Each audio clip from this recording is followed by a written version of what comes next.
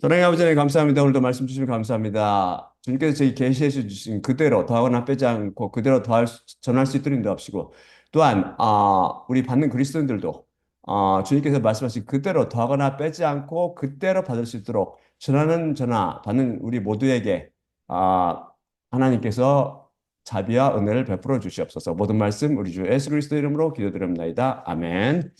자, 그러면 첫째 본 말씀 읽을 때 다 일어서 주시기 바랍니다. 열왕기상 15장 5절입니다. 왜냐하면 여호와의 눈들 안에 다윗이 똑바른 것을 행했고 오직 햇사람 우리아의 일에 관한 것 외에 모든 그의 삶의 날들 동안 그분께서 그에게 명령하셨던 모든 것으로부터 그가 빗나가지 않았기 때문이었더라. 자, 다음은 우리가 주기도문을 같이 낭독하도록 하겠습니다. 어, 주기도문 보이시죠? 어, 마태복음입니다. 마태복음 6장 9에서 13절입니다. 하늘뜰 안에 계신 우리 아버지여, 당신의 이름이 거룩히 되게 하시며, 당신의 왕국이 오게 하시고, 당신의 원함이 하늘뜰 안에서처럼 땅 위에서도 이루어지게 하시며, 그 필요 적절한 저희의 양식을 오늘 저희에게 주시고, 또한 저희 자신들이 저희의 채무자들을 면제해 준 것 같이, 저희의 채무를 면제해 주시며, 저희를 시험 안으로 끌어들이지 마시고, 오히려 그 악한 자로부터 구출하소서. 앉아주시기 바랍니다. 그럼 오늘도 계속해서 기자 출신의 무신론자 윌리엄 헨리 버가 1860년에 출판하여 현재까지 많은 자연들에게 읽히고 있는 Self Contradictions of the Bible, 즉 성경의 자가당착들이란 책이 게재된 144개의 문제들을 풀어가며 자연들의 눈에 모순으로 보이고 다른 복음이 잘못 가르치고 있는 것들을 그 양의 계시를 통해 제대로 된 십자가 복음으로 선포하겠습니다. 버가 100번째 성경의 자가당착이라고 혼동한 것은 다윗의 아내 미갈이 아이가 없었나요? 다섯 아들이 있었나요? 대한 것입니다. 그러면 제가 슬라이드를 같이 보여드리도록 할게요. 음,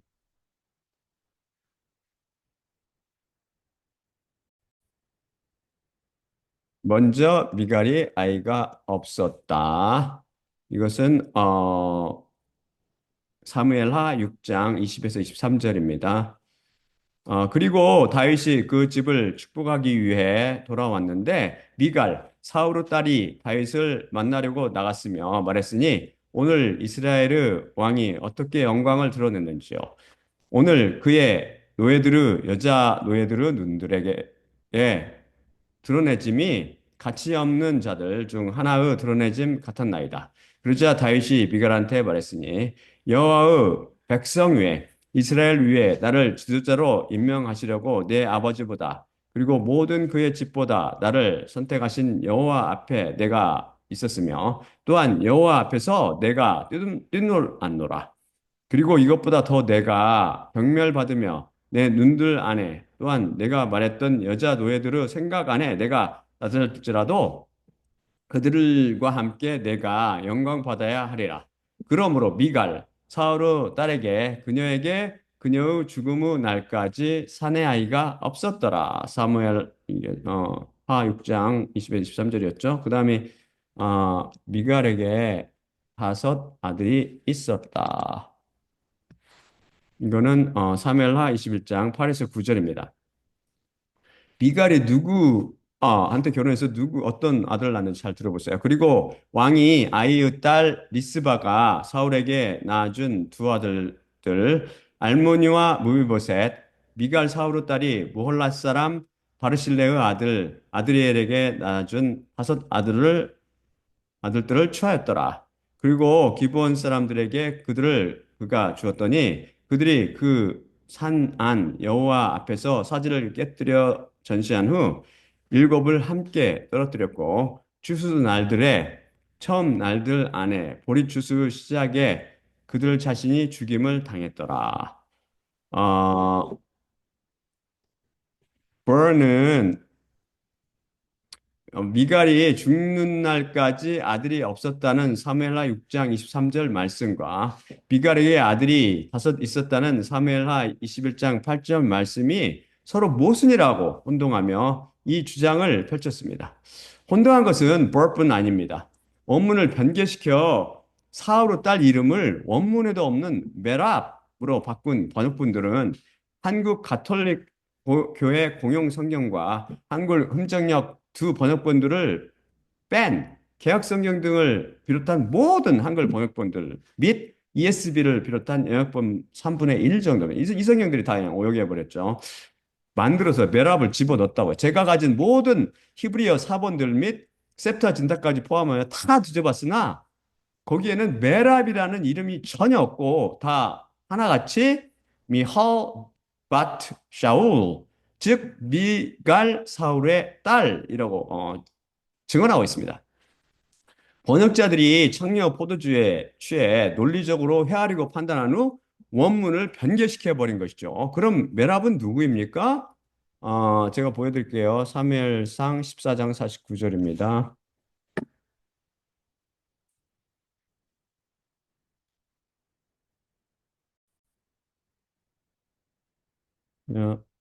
보이시죠?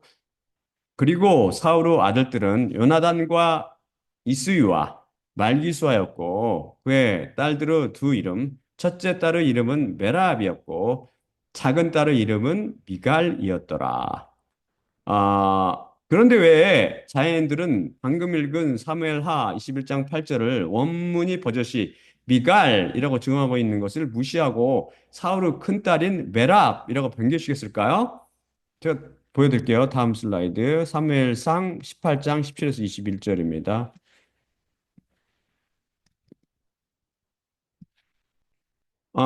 그리고 사울이 다윗한테 말했으니 보라 나의 큰딸 메랍 그녀를 아내로 너에게 내가 주리니 오직 나에게 힘의 아들이 되어 여호와의 전쟁들을 싸우라. 그러나 사울이 혼자 말했으니 내 손이 그를 거슬리면 안 될 것이고 블레셋 사람들의 손이 그를 거슬려야 하리라. 그러자 다윗이 사울한테 말했으니 제가 누구이며 제 친척과 아버지 가족이 이스라엘 안에서 누구길래 제가 왕의 사이가 되겠나이까? 그리고 메랍 사울의 딸을 다윗에게 주기에 알맞은 때가 되었으나 그녀가 모올렛 사람 아드리엘에게 아내로 주어졌더라. 그런데 미갈 사울의 딸이 다윗을 사랑했는데 사울에게 그들이 말했고 그 일이 그 눈들 안에 올발랐더라. 그리고 사울이 말했을 때 그에게 그녀를 내가 줘야 하리니 그에게 그녀가 덫이 될 것이며 블레셋 사람들의 손이 그를 거슬려야 하리라. 그리고 두 번째 사울이 다윗한테 말했으니 오늘 나에게 내가 사위가 되리라. 여기서 보듯이 사울이 다윗에게 큰딸 메랍을 주기로 약속했으나 때가 되자 엉뚱하게 모올렛 사람 아드리엘에게 아내를 줍니다. 모올렛 사람 아드리엘이라고요? 그 사람은 미가의 남편 아니었나요? 방금 전에 읽었잖아요. 사무엘하 21장 8절에 따르면 미갈이 이 사람에게 아들 다섯을 낳아줬는데 그들을 다윗이 나중에 규브온 사람들에게 넘겨주어 사울 원수를 갚게 합니다. 바로 여기서 이성과 감성에 바탕한 자연인들의 논리적 사고방식 작동이 시작하지요. 분명히 사울이 메랍을 무올라 사람 아들에게 줬잖아. 그런데 미갈이 무올라 사람 아들에게 아들 다섯을 낳았다고? 여기 적혀 있네. 이건 말이 안 되지, 분명. 이것은 분명 필사가 오류일 거야. 에라, 말이 되게 뜯어 고쳐버리자. 미갈이 아니라 메랍이 맞겠지. 라며 뜯어 고쳐서 그렇게 원문에도 없는 말을 집어넣은 것입니다. 더욱더 그들이 그것을 필사 오류로 판단한 것은 다음의 구절도 한몫합니다. 사무엘상 25장 42에서 44절입니다. 제가 보여드릴게요. 여러분도 한번 풀어보세요. 이게 왜 이렇게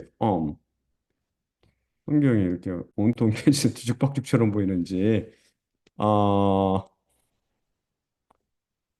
그리고 그녀가 서둘렀고 아비가일이 일어났으며 그 나귀 위에 올라탔고 다섯 여자 하인들 그녀의 발과 함께 가는 여자들과 다윗의 사자의 뒤를 쫓아 그녀가 갔으며 그에게 그녀가 아내가 되었더라. 그리고 이스라엘로부터 온 아히노암을 다윗이 취했고 그녀 둘이 또한 그에게 아내들이 되었더라.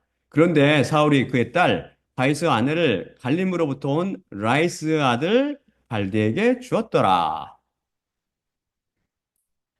복잡해지죠, 더.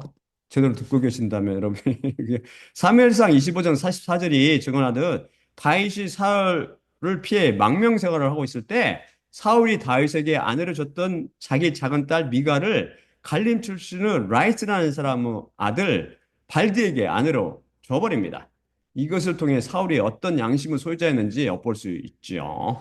사무엘하 3장 15절에 따르면 발디의 다른 이름은 발디엘입니다. 분명 무얼라 사람 아드리엘과 동명이인인 것 같지는 않습니다. 지역이 틀려, 지역이. 이쯤 되면 성경이 온통 뒤죽박죽이요, 무슨 투성이로 보일지요. 도대체 사울의 작은 딸 미가르 남편은 이세의 아들 다윗입니까? 아니면 라이스 아들 발디입니까? 혹은 바르실레 아들 아드리엘입니까? 성경 말씀은 이 셋 모두가 미가르 남편이라고 분명히 증언하고 있습니다. 방금 다 읽어드렸잖아요. 그럼 당연히 성경 말씀이 옳겠지요. 왜냐하면 성경 말씀은 하나님 자신이며 오직 참 진리만을 증언하는 진리의 책이기 때문입니다. 그렇습니다. 이 셋이 다 미가르 남편이었습니다.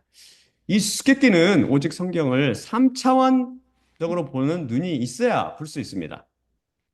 다음은 저 추정입니다. 사울이 다윗에게 주기로 약속한 큰딸 메랍을 모올라 사람 아들에게 줘버립니다.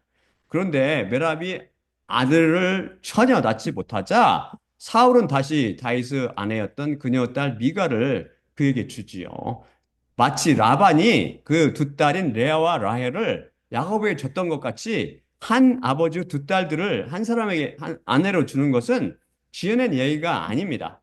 오직 말씀으로의 원칙에 입각한 사고입니다. 그래서 미갈은 아드르엘로부터 아들 다섯을 낳습니다.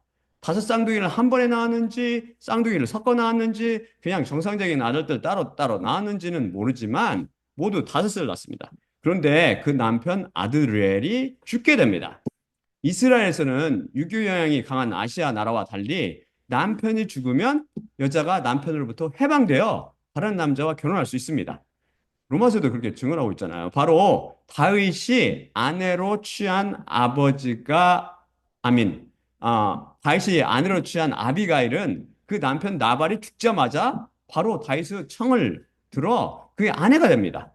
지어낸 억측이 아니라는 말씀이지요. 아드리엘이 죽자 악한 양심의 소유자 사울은 다윗이 미워서 다시 자기의 딸 미가를 라이스 아들 발디엘, 즉 발디에게 줍니다. 그런 후 나중에 사울 왕궁이 망할 때쯤 다윗이 전처 미가를 발디로부터 빼앗아 오지요.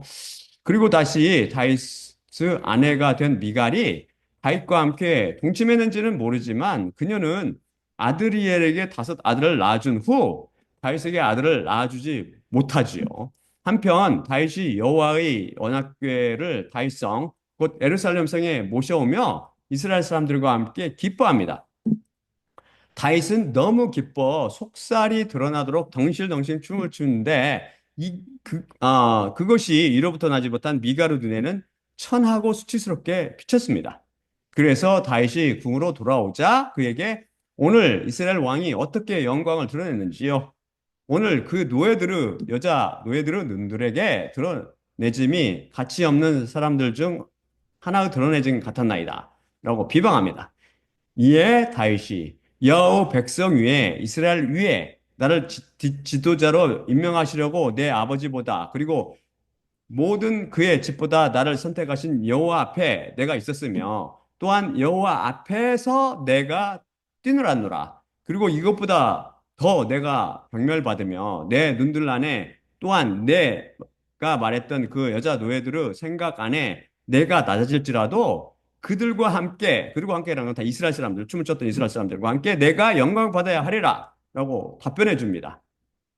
다윗의 이 답변을 하나님께서 인정하셨다는 표를 그 부부에게 주셨는데 그것이 바로 그러므로 미갈 사울의 딸에게 그녀에게 그녀의 죽음의 날까지 사내아이가 없었더라 라는 말씀입니다. 즉 미갈이 죽을 때까지 아들을 낳지 못했는데 이 말씀의 뜻은 그전에는 아들을 낳았을지 모르지만 이렇게 다윗에게 말하여 죄를 지음으로 하나님께서 그녀의 자궁을 닫아 다윗이 옳았음을 확인시켜 주셨다는 의미입니다. 이제 다윗과 미갈에 관한 모든 말씀이 다 이해되지요. 혹은 다윗이 그 여자와 전혀 그런 동침하지 않았을지도 모르죠. 그거는 모르지만 아무튼 결과는 그에게는 아들이 없었습니다. 그녀에게는 낳아주지 못했죠. 다윗에게. 제가 이런 추측을 할 수 있었던 것은 바로 성경 말씀에 일체의 오류나 자가당착이 없으며 어, 증언하고 있는 모든 말씀이 참이라고 확신하기 때문입니다. 성경에 자가당착이나 오류 혹은 모순이 있을 수 없지요. 버가 101번과 102번째 성경의 자가당착으로 혼동한 것에 대해서는 인본주의자들과 알리도 다 같이 혼동한 것으로 제 166강에서 자세히 살펴봤으니 그 설교를 다시 들어보세요. 버가 103번째 성경의 자가당착이라고 주장한 것은 다윗이 인구조사를 함으로 죄를 지었나요? 그렇지 않으면 우리의 일 외에는 죄짓지 않았나요? 에 관한 것입니다. 여러분 생각해보세요. 십자가 보험에 익숙한 분들은 뭐 금방 답이 보이겠지만 어,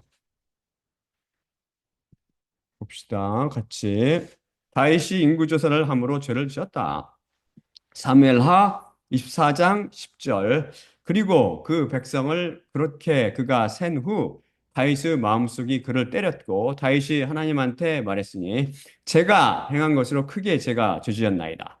그러니 지금 여호와여 부디 당신의 노예의 불의를 지나가게 하시리니 크게 제가 어리석게 행했기 때문이외다. 사무엘하 24장 10절이죠.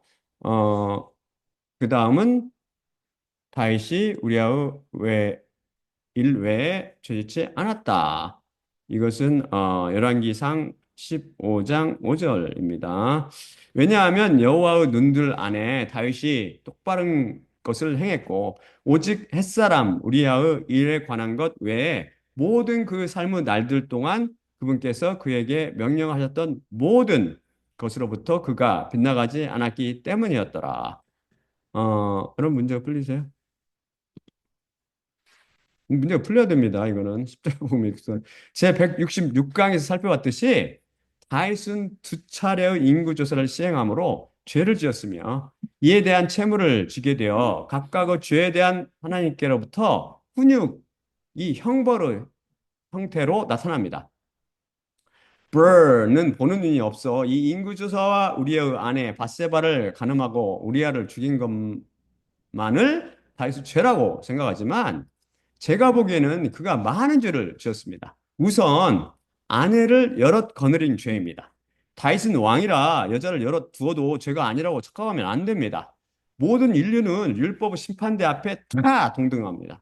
왕이나 거지, 높은 자나 낮은 자, 부한 자나 가난한 자, 남자나 여자, 자연이나 노예의 차별이 전혀 없습니다. 모두 공평히 하나님의 말씀인 율법에 따라 공평하고 정당한 심판을 받습니다.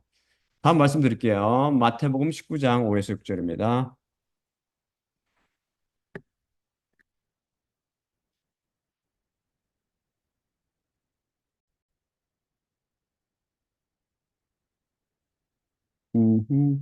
그리고 그분께서 말씀하셨으니 이것 때문에 사람이 아버지와 어머니를 남겨두고 떠날 것이요 그 여자에게 붙으리니 그 둘이 하나의 살덩이가 되리라.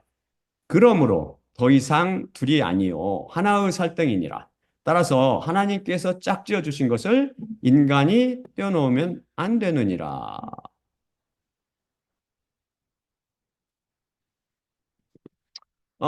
여기서 그분이란 예수님을 가리키며 이것 때문에란 그 사람인 아담의 고백인 창세기 2장 23절 말씀.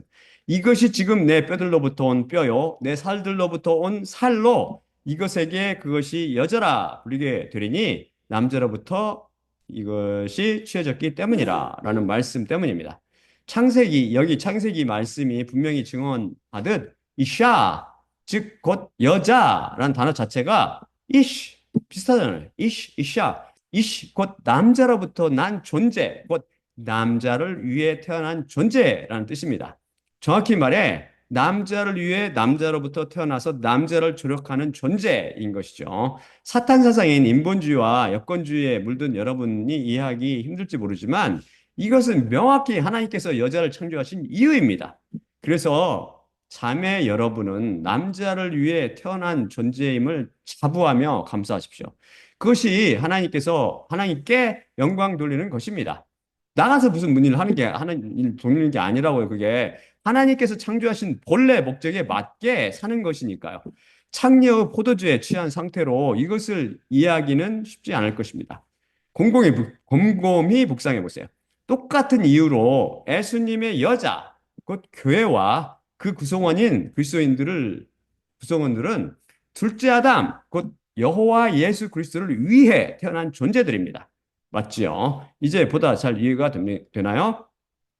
그래서 누구의 여자라고 말할 때 그것은 누구의 아내라고 말하는 것과 똑같은 표현입니다. 인간이 죄에 의해 하나 이상의 여자를 취함으로 혼동이 시작된 것이죠. 한 남자에게 오직 한 여자가 분명한 예수님의 가르침이며 이 하나로 붙은 살덩이를 떼어놓는 것이 바로 간음이라는 죄입니다. 그래서 하나 이상의 여자를 취하는 것이 간음인 것이죠.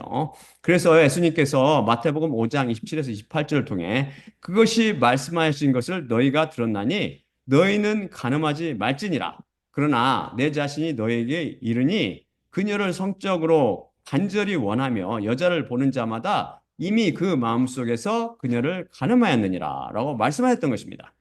이미 자기의 여자, 곧 자기의 아내의 모든 여자들은 다 다른 남자를 위해 그 조력자로 태어나서 임자가 있거나 있을 존재들이기 때문입니다.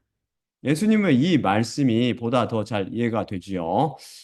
죄로 물들은 인간들은 성적 상상하는 것이 뭐가 그리 큰 죄냐고 반문할지 모르지만 의 자체이시며 거룩 자체이신 하나님께는 성적 상상도 다 간음죄에 해당합니다. 따라서 인간이 죄로 인해 혼동함으로 성경 중에서 여자란 단어가 나오면 이것을 아내로 번역할지 그냥 여자로 번역할지는 문맥에 따라 분명히 구분해야 합니다. 따로 히브리어도 그렇고 헬라어도 그렇고 여자 아내란 말이 없어요. 그냥 여자 아내 다 이샤 저기 뭐야 여자 아내 귀네 이게 똑같이 이게 한 단어로 쓰죠. 문맥에 따라 구분해야 돼. 사실 다 여자로 써야 되는데 인간들이 이걸 못 알아본단 말이에요. 저 때문에. 제 198강에서 살펴봤듯이 성경 말씀을 의문점을 가지고 연구하다 보면 하이스보다 많은 죄들이 드러납니다. 그것들 중 대표적인 거, 이게 아까 지금 방금 말씀드린 저 첫째고 그것들 중 대표적인 것들은 하이시 그 부하들과 함께 사울을 피해서 도피 생활을 할 때 한 번은 제사장 아히멜렉에 찾아간 적이 있었습니다. 이때 이거에 대해서 이미 공부했죠. 근데 그때 떨며 맞이하는 제사장 아히멜렉에게 다윗이 임기응변식으로 거짓말을 했습니다. 제사장 아히멜렉이 왜 당신 혼자이며 당신과 함께 남자가 없어? 라고 묻자 다윗은 왕이 이를 저에게 명령하셨고 그가 저에게 말씀하셨으니 내가 너를 보내는 그 일과 그에게 내가 명령한 것을 사람이 아무것도 모르노라. 그래서 하인들을 이러이러한 장소로 제가 향하게 하였나이다. 라고 거짓말했습니다. 이 거짓말의 결과 제사장 아히멜렉이 다윗에게 진서로 떡도 주고 골리앗의 칼도 주는 등 환대를 베풀었습니다. 그래서 나중에 그는 물론 높 도시 전체가 제사장의 도시죠. 높 전체 전시가 모두 멸망당하는 결과를 가져오게 됩니다. 사울이 나중에 그걸 알고 다 죽여버리잖아요. 임기응변은 거짓말이 커다란 비극을 불러온 것이죠. 하지만 이것에 그치지 않습니다. 그 이후 다윗은 나발이라는 부자의 양떼를 지켜주는 등 일을 해서 어려울 때 그에게 자신과 자신의 부하를 위해 먹을 것과 마실 것을 도와달라고 사람을 보내서 부탁합니다. 그런데 나발은 다윗의 청을 냉정하게 거부하며 그를 모욕합니다. 그러자 다윗이 화가 나서 3일상 25장 22절을 통해 뭐라고 말하냐면 만일 그에게 속한 모든 것으로부터 아침까지 밤에 대고 오줌 두는 자를 내가 남겨둔다면 하나님께서 다윗의 원수들에게 이렇게 행하실 것이며 또 이렇게 더하여 행하시리라 라고 말합니다. 다윗은 아침까지 나발에 속한 것들 중 밤에 대고 오줌 누는 자, 곧 남자를 하나도 남겨두지 않을 것이라며 하나님을 걸고 말합니다. 그는 이 말을 지켰나요? 슬기롭고 아리따운 나발의 아내가 떡과 포도주 및 요리한 양, 볶은 곡식, 건포도 및 무화과 덩이를 들고 중지에 나서서 자기가 한 말을 시건해 버리죠. 그냥 만일 그에게 속한 모든 것으로부터로 시작하는 22절의 히브리어 문장은 if의 뜻이 있는 접사 im을 쓰고 있는데 이것은 히브리어 문장의 특이한 용법으로 맹세의 표현 다음 im이나 im로 즉 if나 if not 번역하여 만일 뭐뭐 한다면 만일 뭐뭐 하지 않는다면 이라는 표현이 등장하면 그 반대의 의미를 강조하여 나타납니다. 바로 다음에 하나님께서 내게 벌을 내리고 내리시리라 나 이와 비슷한 저주 말이 생략되어 있기 때문입니다. 여기서는 여호와께서 다윗의 원수들에게 이렇게 행하실 것이며 또 이렇게 더하여 행하시리라입니다. 이것을 모든 한글 번역 성경들이 오역했죠. 다윗에게 벌을 내리실 것이라는 의미도 아니고 다윗의 원수들에게 벌을 내리실 것이라는 뜻은 더더욱 아닙니다. 이것은 만약 자기가 아침까지 나발에 속한 모든 것들 중에서 남자를 하나로 남겨둔다면 하나님께서 다윗의 원수들을 남겨두시고 또 더욱 많이 남겨두실 것이다 라는 의미입니다. 원수가 많이 남을수록 자신을 괴롭히며 해를 끼칠 건 아닙니까? 그렇게 맹세한 것이죠. 그는 결국 하나님의 이름을 헛되이 부른 것에 준하는 죄를 범했습니다. 또한 무지한 피를 흘릴 뻔한 죄를 성급히 입으로 내뱉는 죄도 저질렀습니다. 하나님께서는 다윗의 많은 아내를 두며 다윗이 많은 아내를 두며 아히멜렉에게 하신 거짓말과 스스로 한 헛된 맹세 및 화가 나서 무지한 피를 흘리겠다고 경솔히 말한 실수를 한 것, 그리고 인구조사를 2차례나 행한 것 등 그 여러 죄에 대해 뭐라고 평가하셨나요? 방금 읽은 열왕기상 15장 4에서 5절을 통해 말씀이 증언하듯이 다윗을 위해 여호와 그의 하나님께서 예루살렘 안에 그에게 등불을 주셔서 그의 뒤를 이어 그의 아들을 세우셨고 또한 예루살렘을 견고케 하셨으니 왜냐하면 여호와의 눈들 안에 다윗이 똑바른 것을 행했고 오직 햇사람 우리아의 일에 관한 것 외에 모든 그의 삶의 날들 동안 그분께서 그에게 명령하셨던 모든 것으로부터 그가 빗나가지 않았기 때문이었더라.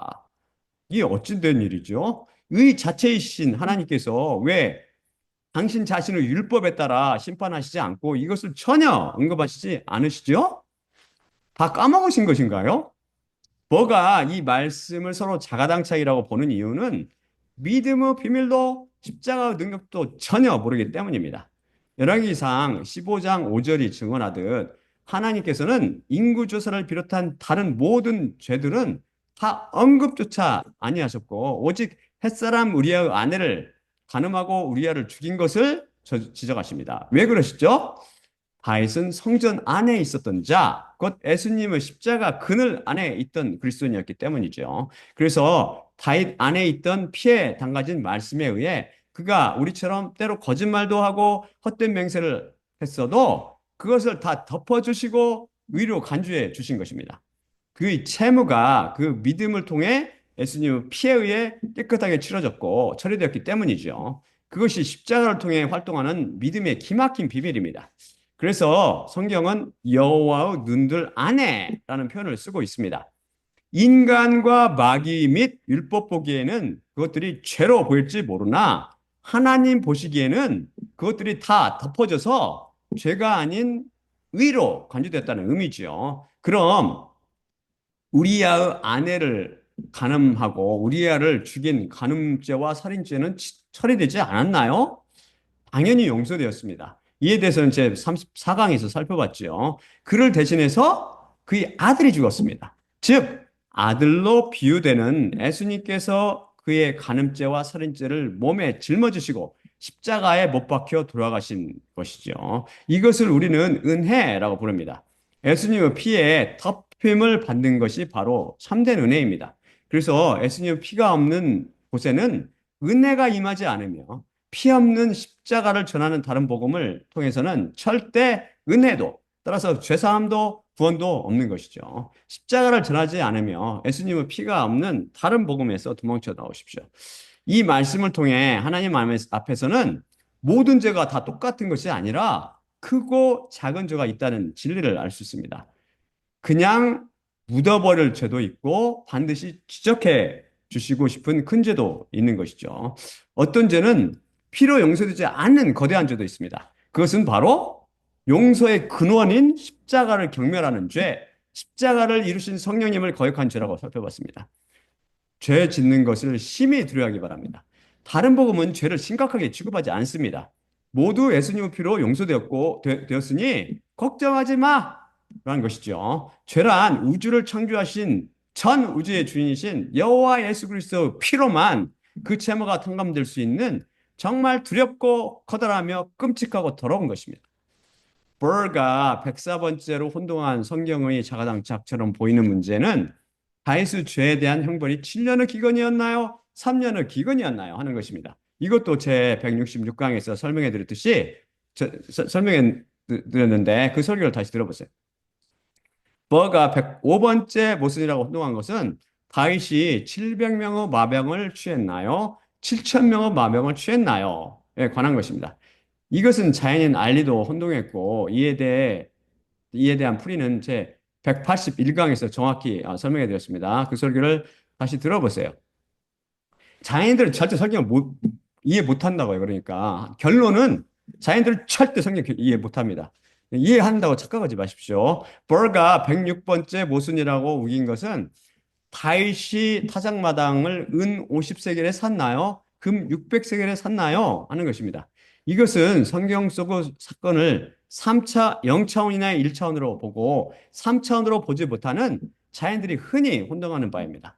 아까 바로 전 문제들처럼 버가 인본주의자들과 알리처럼 다윗의 인구조사가 한 차례 시행된 것으로 착각해서 이런 의문을 갖게 된 것이죠. 성경의 역사성을 믿지 않는 자연들의 눈에 이것이 구별될 리 없지요. 이에 대해서는 제 166강에서 인구조사가 두 차례 시행됐으며 그 증거들 여럿을 제공해 드렸죠. 그때 그 증거 중 하나가 다윗이 여호와께 용서를 빌며 지내는 제사는 사무엘 하에서는 여부스 사람 아라우나의 타작마당이었지만 역대상은 여부스 사람 오르나의 타작마당이라고 제가 증언해 드렸습니다. 다윗이 아라우나에게는 은 50세겔을 주고 그의 타작마당을 샀고 오르난에게는 금 600세겔을 주고 타작마당을 샀습니다. 이것으로 짐작해 볼 때 오르난의 타작마당이 훨씬 크고 비쌌으며 분명 이 두 사건이 다른 사건임을 더욱 확실히 알 수 있습니다. 성경 속에 자아당착이 있을 리 만무하지요. 그다음에 버가 107번째 성경을 자아당착으로 지적한 것은 다윗의 보좌는 영원히 견뎌냈나요? 아니면 땅으로 던져졌나요?에 관한 것입니다. 이건 제가 읽어드릴게요. 여러분도 한번 생각해 보세요.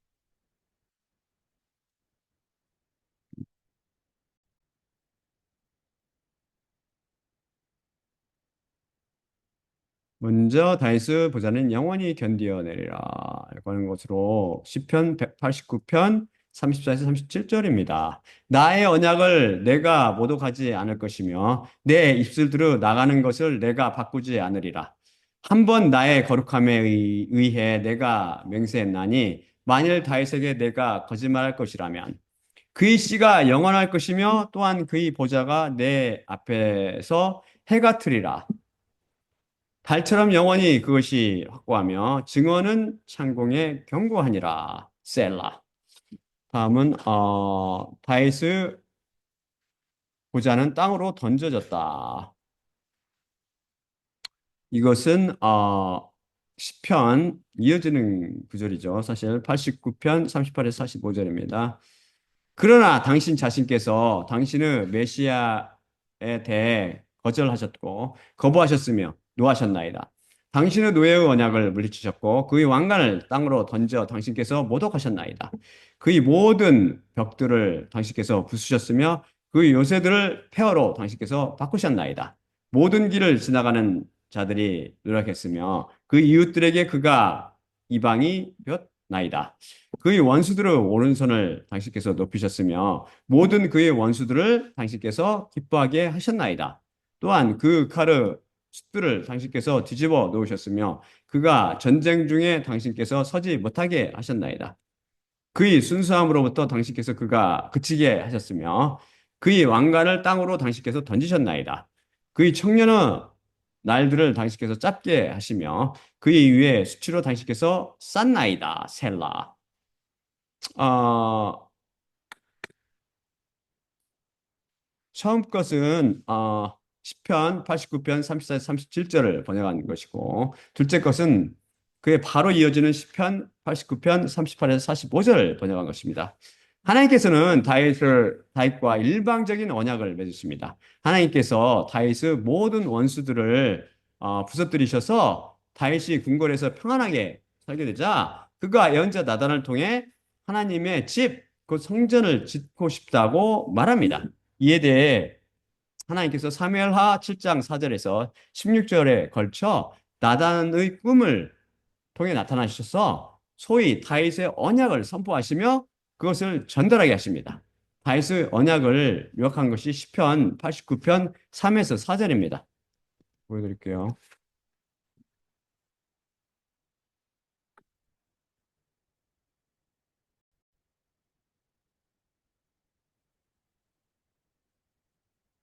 다윗의 언약 시편 1에서 4절 여호와의 자비들을 영원의 세대에서 세대로 제가 노래하리이다. 당신의 신실하심을 제 입으로 알게 하리이다.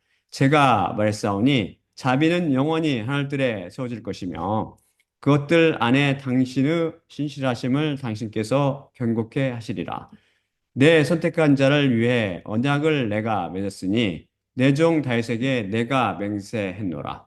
영원까지 내 씨를 내가 경고케 할 것이며 내 보좌를 세대에서 세대로 내가 세우리라. 셀라. 다음이 이사야 55장 3절. 너희 귀를 기울이라. 그리고 너희는 내게 와서 들으라. 그러면 너희 영혼이 살리라. 그러면 너희를 위해 영원한 언약, 그 믿을 수 있는 다윗의 자비들을 나는 맺어야만 하느니라. 다윗의 언약 그 해석은 핵심은 한마디로 헤셋, 즉 자비입니다.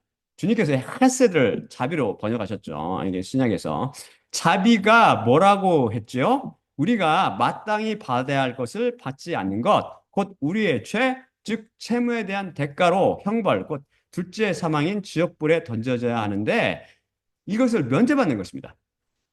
이런 다윗의 언약은 새 언약과 일맥상통합니다.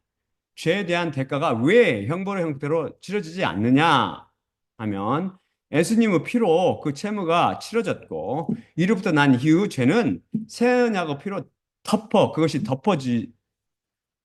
덮어지기 때문이죠. 그래서 이것을 자비라고 부릅니다. 이 언약의 주인공은 사실 그의 씨, 곧 제라, 다윗의 아들로 오시는 메시아 예수 그리스도이십니다. 그 씨를 가진 모든 자들은 다 이 언약에 의해 하나님께서 맹세하시며 약속하신 자비를 받게 됩니다.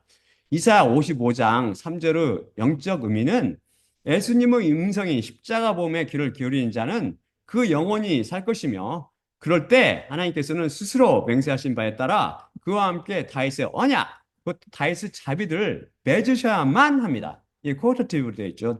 자기에 대한 must, 강제 기준, 어, 강제를 표현하는 법이죠. 이게 그 죄를 자비로 용서해 주셔야 하시는 것이죠. 세자약도 똑같잖아요. 위로부터 난 자는 다 다윗의 언약에 묶이게 되지요. 이게 얼마나 커다란 은혜입니까?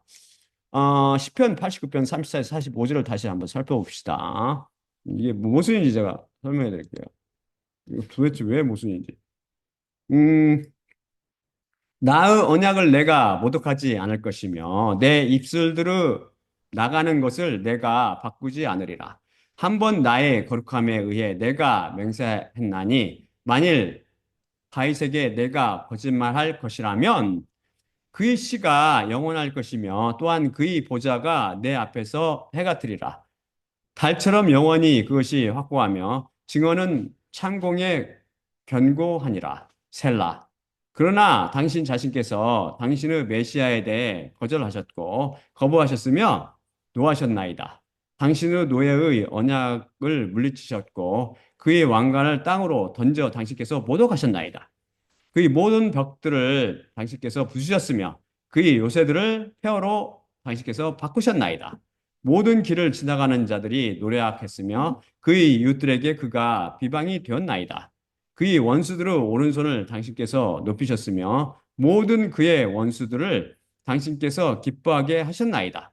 또한 그 칼의 숫도를 당신께서 뒤집어 놓으셨으며 그가 전쟁 중에 당신께서 서지 못하게 하셨나이다.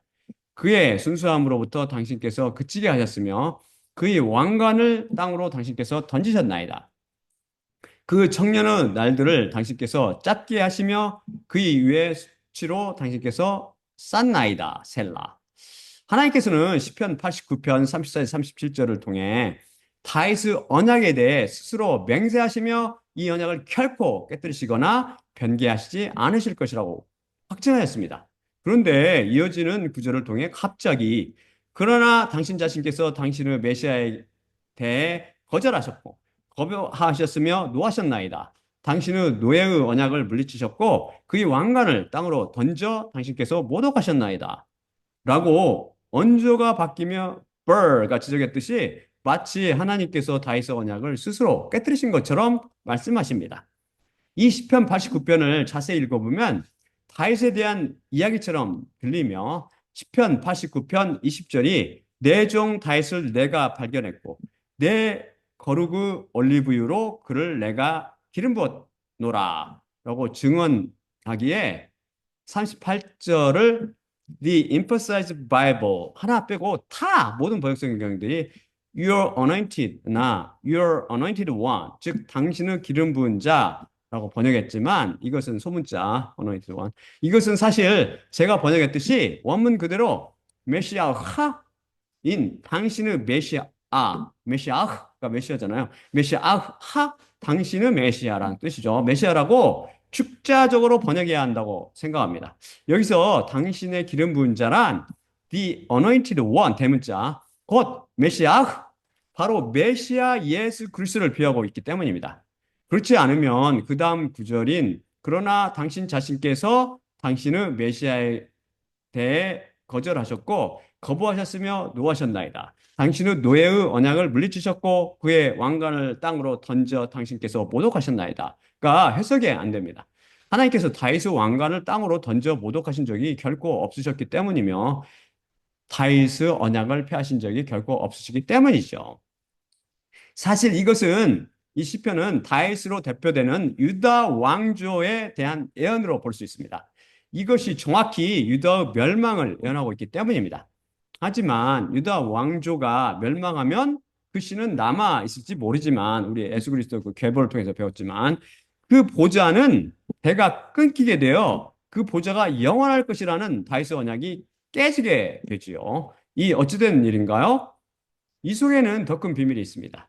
이미 제가 성경 말씀은 십자가에 달리신 하나님, 곧 여호와 예수 그리스도에 대한 증언이라고 여러 차례 말씀드렸습니다. 이런 영적인 의미를 자연인 버가 깨달을 일이 만무하지요. 여기서 하나님께서는 다윗을 통해 메시아로 오시는 예수님을 비하하고 계십니다. 여기서 노예의 언약이란 바로 여자 노예인 하갈로 비유되는 노예의 언약인 시내산 언약을 비유하며 바울이 정확히 말했잖아요. 노예 언약. 이것을 물리치셨다는 것을 이것을 물리치셨다는 것은 십자가를 통해 그것을 폐하신 것을 비유하고 계십니다. 그리고 하나님께서는 그의 아들 예수님을 유대인들과 로마 군병들에게 넘겨 아니면 머리를 맞고 침뱉음 당하고 가시면류관을 쓰게 하심으로 그분의 왕관을 땅으로 던져 그분을 모독하게 하셨습니다. 그렇죠. 예수님께 모독당하셨어요. 하나님께서 내려오셔서 모독당하셨다고요. 그리고 다음 말씀, 그의 모든 벽들을 당신께서 부수셨으며 그 요새들을 폐허로 당신께서 바꾸셨나이다. 모든 길을 지나가는 자들이 노력했으며 그의 이웃들에게 그가 비방이 되었나이다. 그의 원수들의 오른손을 당신께서 높이셨으며 모든 그의 원수들을 당신께서 기뻐하게 하셨나이다. 또한 그 가루돌을 당신께서 뒤집어 놓으셨으며 그가 전쟁 중에 당신께서 서지 못하게 하셨나이다를 통해 정확히 십자가 상황을 묘사하고 있습니다. 아, 히브리에서 그라는 나라 암이라든지 에루살렘 성 이것들은 다 보통 여성을 쓰거든요.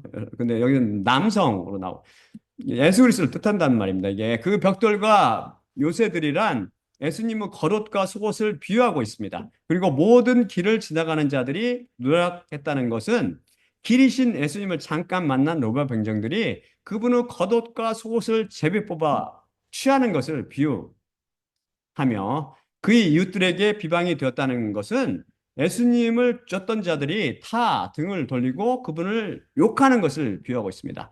십자가에 넘겨주셔서 그분께서 못 박히시게 하심으로 원수들인 유대인들의 손을 들어주셨고 그들을 기뻐하게 하셨습니다. 그리고 그의 칼을 숫돌을 뒤집어 놓으셨다는 것은 칼을 갈아 날카롭게 만들어 원수들을 쳐부수지 못하도록 숫돌을 거꾸로 딱 뒤집어 놓으면 어떻게 해요? 칼을 날카롭게 갈지 못해서 칼이 무뎌져서 전혀 쓸모없게 만드셨다는 것입니다. 전쟁의 용사이신 여호와 예수님께서 아무 저항도 못 하시고 그냥 전쟁에서 일방적으로 패배한 포로처럼 당하도록 만드셨습니다. 그의 순수함으로부터 당신께서 그에게 아멘 그 순수함으로부터 당신께서 그치게 하셨으며란 순수 자체이신 예수님께서 인간의 죄를 짊어지셔서 저주받은 뱀으로 변해 순수함이 그쳐진 상태를 묘사합니다. 그리고 그 왕관을 땅으로 당신께서 던지셨나이다는 엘로이 엘로이 레마 사박다네이 즉 나의 하나님 어찌 나를 버리셨나이까 라는 예수님의 절규를 통해 십자가 위에서 죄를 짊어지셔서 저주를 받아 뱀으로 변한 예수님을 아들 예수님 성자 예수님 왕이신 그 예수님을 성부 하나님께서 매섭게 심판하시고 버리시는 장면을 떠올리게 합니다. 그의 청년의 날들을 당신께서 짧게 하시며 그의 위에 수치로 당신께서 썼다는 것은 젊은 나이에 유월절 양이 되시어 알몸으로 십자가에 달려 돌아가신 메시아 예수 그리스도를 정확히 묘사하고 있습니다. 결국 하나님께서는 다윗과 세우신 영원한 언약을 지키시기 위해 다윗의 실체이신 예수 그리스도 왕관을 땅에 던지시며 그분을 많은 자들을 조롱거리로 만드셨고 채찍으로 때리셨으며 벌거 벗기셨고 원수들을 기쁘게 하셨으며 그들 앞에 아무 저항도 못하게 비천함과 굴욕 속으로 던지셨던 것입니다.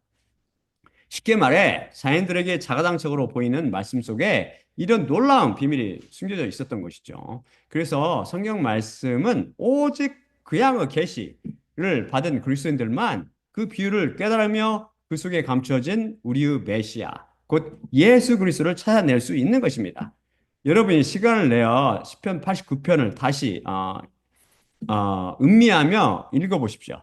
그러면 여러분은 이 시편도 다른 성경 구절처럼 예수님과 십자가에 대한 증언임을 깨닫게 될 것입니다.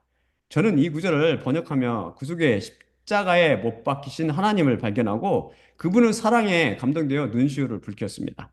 오늘도 다시 한번 우리는 성경 말씀 속에 절대 자가당착이나 오류가 있을 수 없고 오직 자연대로 혼동만 있을 뿐임을 확인할 수 있었습니다.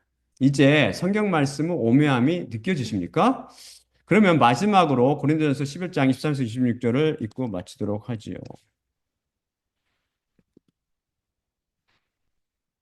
내 자신이 확실히 주님께로부터 받았고 그것을 또한 너희에게 내가 넘겨주었으니 주 예수님께서 넘겨주시던 밤에 떡을 취하셨고 감사드리신 후 쪼개셨으며 말씀하셨으되 이것은 너희를 위한 내 몸이니 나를 기억하기 위해 이것을 너희는 행하라. 마찬가지로 또한 저녁 만찬을 잡수신 후 잔을 취하셨고 이르시되 이 잔은 내 피 안에 있는 새 언약이니 너희가 마실 때마다 나를 기억하기 위해 이것을 너희는 행하라. 확실히 이 떡을 너희가 먹을 때마다 또한 그 잔을 너희가 마실 때마다 주님의 죽으심을 그분께서 오실 때까지 너희가 선포하느니라. 예수님의 몸과 피로 상징되는 떡을 떼며 잔을 마실 때마다 십자가를 통해 우리의 채무를 치르시고 덮어주시고 계시는 메시아 예수님만 바라봅시다. 또한 나를 기억하기 위해 떡을 떼며 잔을 마시라 고 말씀하신 예수님의 명령에 순종할 때마다 주님의 죽으심을 그분께서 오실 때까지 선포한다는 말씀을 마음에 새기고 십자가 보험만 들으며 영원히 지속할 다윗의 보좌 위에 앉아 계신 여호와 예수 그리스도를 바라보며 오늘도 승리하는 삶을 살게 되기를 기도드립니다. 자, 그러면 제가 기도가 마치도록 하겠습니다. 사랑의 아버지 하나님 감사합니다. 오늘 말씀 주심을 감사합니다. 주님께서 놀랍게도 십자가를 통해서 우리가 과거에 죄를 지었어도 그 십자가 피를 통해서 용서하시고 또한 우리가 위로부터 나누어 짓는 죄도 새 언약의 피, 다윗의 언약을 통해서 우리 죄를 용서하심을 우리는 다시 한번 배웠습니다. 이 놀라운 우리 하나님의 은혜와 그분의 자비를 당신의 자비를 우리가 송축하나이다. 저희를 긍휼히 여겨주시고 또한 이 당신의 자비와 당신의 은혜를 갈망하는 우리 그리스도인들을 긍휼히 여기사 그들을 위해 당신께서 은혜와 자비를 베풀어 주시며 당신의 보좌는 영원할 것이오니 우리가 그 영원한 보좌 옆에 앉아서 영원히 다스릴 수 있도록 저희 모두에게 은혜와 자비를 내려주시옵소서. 모든 말씀 우리 주 예수 그리스도 이름으로 기도드리옵나이다. 아멘. 자, 그러면 아직 안 끝났죠. 제가 끝내도록 하지요.